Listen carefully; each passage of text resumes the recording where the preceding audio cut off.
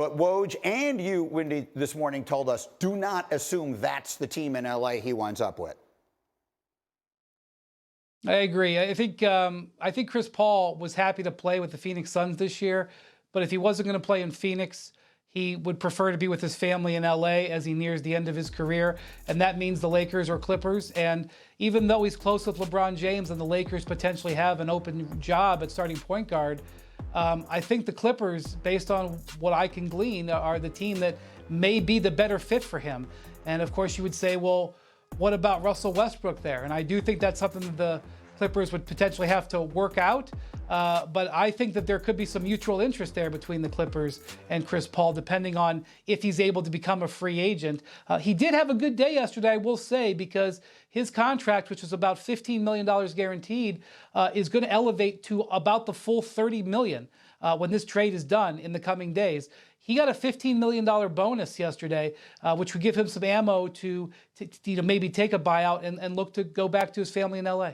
Yeah, and I think, and you mentioned it, Wendy, I think the Clippers see a world potentially where it's Russell Westbrook and Chris Paul together again, like they were in Houston, if, of course, Chris Paul becomes free. I don't see a scenario necessarily where the Clippers are going to be the team that trades for Chris Paul right now. Let me give you a final word on this, Wagyu. Here's that. And we'll have much more time to get back to all this. But how about it?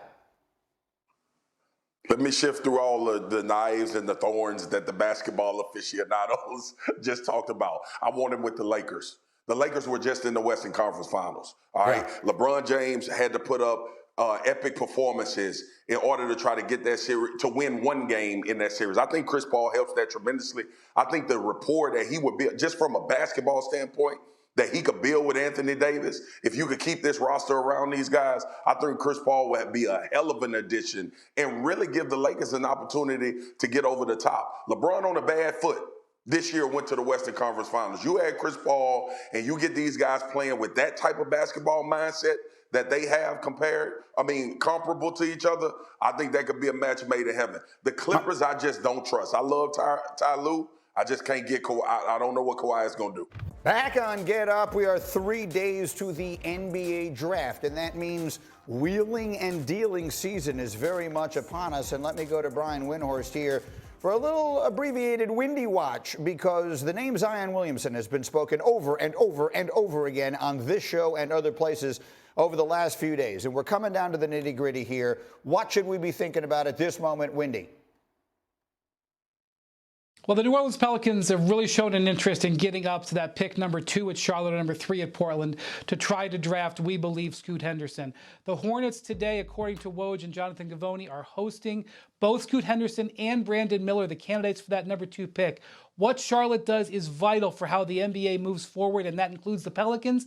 I think if that pick is made available, or if number 3 by Portland is made available with Scoot Henderson on the board, I think New Orleans would be very interested in getting it, and that could lead to Zion Williamson being available. But what I just want to caution everybody about, Zion Williamson is not on the trade block. It is not an auction. I think the Pelicans are really interested in moving up, and that leaves everything on the table, including Zion, but it should be framed that way. And what were you trying to tell me a little while ago over here, Hahn, as I was sitting here and you were sort of going over, you're sitting there on your phone looking at what people are saying. What were you telling me people are saying? Well, it's if Zion Williamson is available, that big market teams like the Knicks should be all in on him. And what Wendy's saying is basically Zion Williamson is not, available in a trade. What he's saying is if you can get a high pick like that in this draft, you'd need a player like that to get there. So it's not as if he's open to everyone, Knicks fans. It's just in this specific situation. And listen, I don't want to be the one who's sitting here saying this, but if you think that Brandon Miller or Scoot Henderson are going to be great players, would you trade the opportunity to take them to take on everything that Zion Williamson seems to bring with him now? Let's see.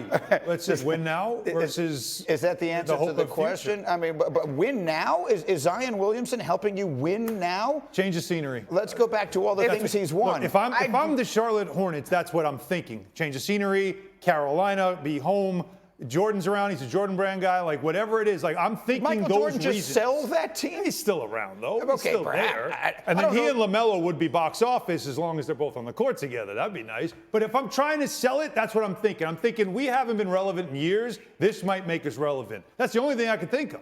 McNutt. And I would say, please don't let that person make our final decision. Because to me, you take yourself with you wherever you go. And the issues that Zion has run into in New Orleans do not get better or become less in a larger city. No. I mean, the magnifying glass usually does not change people. It just magnifies it. It just reveals more of what the problem is. Now, look, he's too young to just give up on. I agree with that. But, boy, right now he's someone's problem. I wouldn't want to make him mine. If the whole thing winds up getting turned around, then we can revisit the conversation. It's interesting, though, because if he was that big of a problem, wouldn't there be like whispers around the league that they're shopping around to see who wants him? Like, again, I think this pretty much shuts the door on the idea, we talked about it for a week, that Zion Williamson is available. This is strictly talking about a draft that's got the top 3 picks are very compelling picks, and there's a team that is considering the idea of what can we get for him. And there's another team saying, we'd love that pick, we love that player. You know, it would cost us a lot. I'd rather not give up Brandon Ingram, so maybe it costs us Zion. That's what this conversation's about. And again, if I'm the receiving team, I have to think long and hard about this guy is box office. We just got to get him right. That's why you think about it. I'm being told Bobby Marks is with us here. We haven't planned to come in a little bit later, but I'm told that there he is. Look at Bobby. Always as ready. If by magic. Bobby? Bobby Marks is listening and can chime in here. Bobby, help me with this because look, you've heard the conversation over the last few days, and maybe it's all it winds up being is conversation. But this is a player that we have been talking about now, it feels like, for a very long time. Jump in here. Yeah, I'm not ready to kind of walk away from Zion Williamson, even if it's for the number 2 or number 3 pick here. I know we can talk about the games played, which is only 114 games, but when he is healthy, he is one of those players that you can build a franchise around here. And I'm willing to give it another year here, Greeny. And the contract doesn't scare me at all because it's such laden with whether it be games played or injury protection or weight clauses in here that if he does get hurt again, it's not like you're stuck with, $180 million plus of this salary here. So for me, even if 2 or 3 does become available at the end of the week, I'm still hesitant to move off him. Oh, that's fascinating to me. I would view it in the reverse, but that's why, look, it's a good conversation, and in the end, we'll see what winds up happening. In the meantime, Windy, while I have you, let me throw another name at you here, because with Bradley Beal being traded yesterday to Phoenix. Oh, by the way, if you're just waking up and hadn't heard, Bradley Beal was traded yesterday to Phoenix. That leaves Damian Lillard's name out there. And we had connected Beal maybe to Miami. Doesn't sound like anything ever really wound up happening there. How about Lillard in all of this at this moment, Windy? Yeah, so as far as I can tell and talking to people around the league, the Portland Trailblazers are actively looking to make a deal with not only the number 3 pick, but the number 23 pick in this draft that they got from the Knicks. They are trying to acquire veterans to put around Dame Lillard. And if Charlotte goes with Brandon Miller and Scoot Henderson is sitting there at number 3, I expect multiple teams would make offers with veteran players at the heart of the deal, including the Miami Heat. The Miami Heat would potentially be interested in Dame Lillard if the Blazers have to go ahead and make that pick. Now, from what I am told, I don't think the Heat, while they were in talks with the Wizards, I don't think the Heat were seriously there at the end on Bradley Beal. I think that was more to do with the contract than it was about saving assets for Dame Lillard. But if Dame Lillard doesn't like what happens with the Blazers coming out of Thursday's draft, he could look to make a change, and then you'd have potential action there. So either way, the Blazers are going to have action trading that pick or potentially people coming knocking for Dame Lillard if they don't trade it. All right, fascinating. So I think we have a pretty good sense of how the night is going to begin on Thursday night, and you'll be there for all of this, McNutt. We know that the spectacular young Victor Wembanyama will go number 1. And there'll be a lot of questions, and we have the right people here to answer them, about how they fill out the roster and depth and all the rest of that. But here's what we know they have. They've got 3 guys who can fill it up. And I love this little note here. The last time the Phoenix Suns had 3 guys on their roster who all averaged 20 points a game was back in the 88-89 season. They were Tom Chambers, Kevin Johnson, and Eddie Johnson.